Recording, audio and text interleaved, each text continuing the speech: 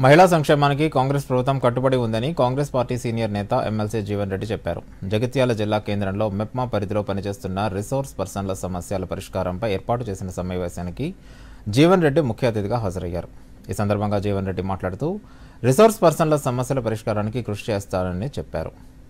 మహిళా సాధికారతతోనే సమాజం అభివృద్ధి చెందుతుందన్నారు.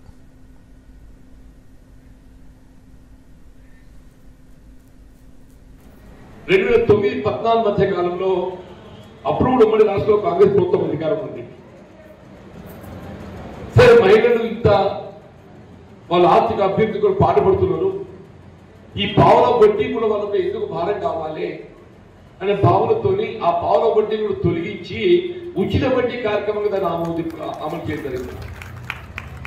సరే, కార్యక్రమం ఆలోచన విధానం బాగుంది. అమలుకు వచ్చే వరకు ఏదైతుందో వీళ్ళ గతంలో నాకు తెలిసి గత 4 సంవత్సరాల నుండి ఈ ఉచిత వడ్డీ కింద వచ్చేటటువంటి నిధులు ప్రభుత్వం వెళ్ళి వరకు అవి సమకూర్చబడి వీళ్ళు మహిళా సంఘాల ప్రభుత్వం నుండి ఇక్కడ పట్టణంలో కానీ గ్రామీణ ప్రాంతంలో కానీ స్త్రీ ద్వారా కానివ్వండి, మహిళా సంఘాలు ప్రత్యక్షంగా బ్యాంకు నుండి కానీ